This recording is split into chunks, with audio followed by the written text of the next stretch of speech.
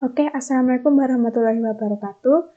Pada video kali ini saya ingin menjelaskan materi kewarganegaraan, yaitu dengan judul pengertian ciri-ciri, prinsip, dan landasan konsep bela negara. Sebelumnya saya ingin mohon izin memperkenalkan diri saya terlebih dahulu. Nama saya Renita Elo Febrianti. Nomor NIM saya 2106041100073. Saya berasal dari jurusan Fisika, Fakultas Sains dan Teknologi, dan saya adalah mahasiswa Universitas Islam Negeri Maulana Malik Ibrahim, Malang. Dan saya berasal dari Banyuwangi, Jawa Timur. Tujuan disusunnya video kali ini disusun untuk memenuhi tugas UAS mata kuliah kewarganegaraan, dan tak luput saya ingin mengucapkan terima kasih kepada dosen pengampu dan dosen pembimbing saya, yaitu Bapak Muhammad Kamiluzaman MPDI. Sebelum memasuki materi, marilah kita berdoa dan membaca bismillah. Bismillahirrahmanirrahim.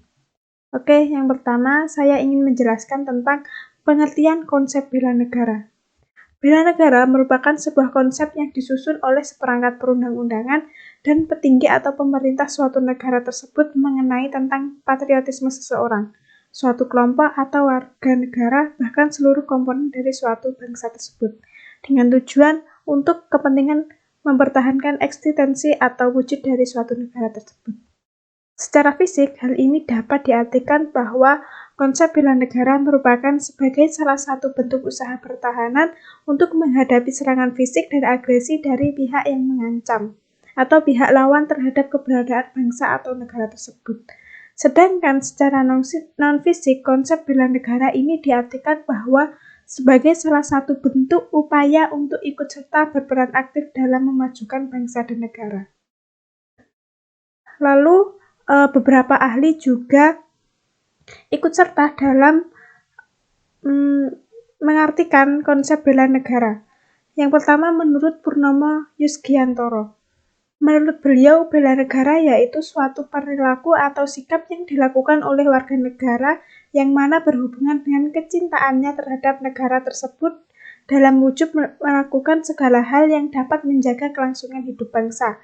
Perilaku tersebut bersifat konstan atau terus-menerus atau tidak hanya dilakukan satu atau dua kali saja.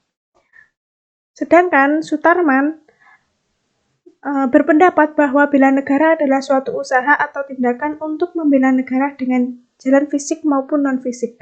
Jalan fisik memiliki contoh seperti wajib militer, berperang dan ikut serta memanggul senjata, dan lain sebagainya. Sedangkan untuk jalan non-fisik memiliki contoh seperti pengabdian diri berdasarkan profesi masing-masing warga negara. Menurut Sunarso, bela negara merupakan suatu upaya esensial yang dilakukan untuk membela kemerdekaan, kedaulatan, persatuan, dan kesatuan suatu bangsa dan juga keutuhan wilayah dan yurisdiksi negara serta nilai-nilai Pancasila dan Undang-Undang Dasar 1945. Menurut Caidir Basri, bela negara yaitu sikap dan tekad serta tindakan suatu warga negara yang bersifat teratur, menyeluruh, terpadu, dan berlanjut, yang mana dilandaskan oleh kecintaan kepada tanah air dan kesadaran dalam berbangsa dan bernegara di Indonesia, serta kesaktian dan keyakinan terhadap Pancasila yang merupakan ideologi negara Indonesia. Lalu apa sih ciri-ciri dari konsep bela negara itu? Ciri-ciri yang pertama adalah cinta terhadap tanah air, kemudian sadar berbangsa dan bernegara, yang ketiga yakin Pancasila itu sebagai ideologi negara, yang keempat rela berkorban untuk bangsa dan negara, dan yang terakhir memiliki kemampuan bela negara. Nah, apa sih yang mendasari prinsip bela negara? Prinsip yang menjadi landasan bela negara pada negara Indonesia adalah yang tercantum secara jelas dalam pembukaan Undang-Undang Dasar 1945 dan juga batang tubuh Undang-Undang 1945 yang paling utama terdapat dalam pasal 27 ayat 3 dan bab 12 pasal 30. Yang pada intinya berbunyi setiap warga negara Indonesia berhak dan wajib ikut serta dalam upaya bela negara.